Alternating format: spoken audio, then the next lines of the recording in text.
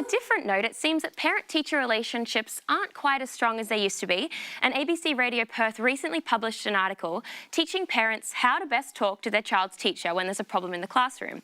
Now, this is something that I never even considered as being an issue for parents, but it seems it is, and it seems that it's growing. Now, Julie, I wanted to throw this one at you because you're an ex-teacher. What are your experiences with this? Is it getting worse? Well, I haven't taught for a long time, but my friends that are teachers tell me that it has got a lot worse since I was a teacher, so I feel for them. I remember one parent coming in, standing at the door as the kids are going out after, and I could see steam. And thought, this is not going to be good. So the parent came in, we had a discussion, and I think we sorted through, we left as friends, and it was a misunderstanding. So the thing I would say to parents is get to know your teacher on a personal level before there's any reason to have an issue or a confrontation. When you say it's getting worse, what do you mean worse? Like more parents are coming in? Parents are more entitled. Parents' expectations are higher. Their demands of teachers' time is higher. Their demands of teachers' levels of what they should be doing are higher. I think it's hard. I really take my hat off to teaching.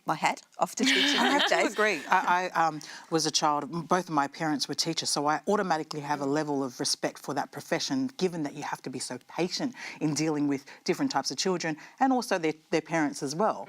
But personally, I'd hope to think that I'd be respectful in dealing with teachers. But my kids aren't in school yet, so I can't talk. Rachel might have.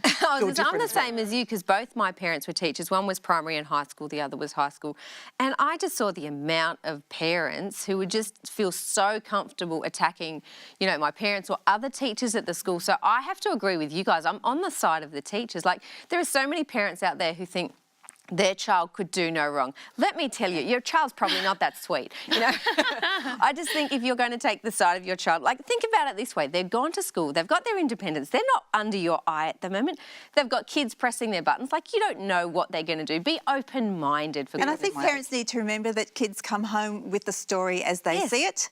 So, and the kid that comes home with the story is not the victim. That's right. So, talk to the teacher with an open mind, get all the facts. Get all the facts. And don't download with your child. Go in and talk to the teacher about it. Yeah, that's what I was going to ask about downloading to your child, because if you do have an encounter with a teacher, you need to talk to them about something that your child has done and it's negative or positive, how much of that conversation do you actually share with your child? How much do you think is appropriate?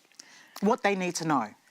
But what they need to know. I've had to have that conversation. Mrs. So-and-so or Mr. So-and-so has said that you did this. I would tell them, did you, and question and let them know that. So you do hold stuff back from them. But you have to be careful not to help, make them feel like they're being attacked. It has to be a very intentional and strategic conversation because you want that information. You want the truth. You want them to know they're also supported and loved in that, whether they've done the right or the wrong thing.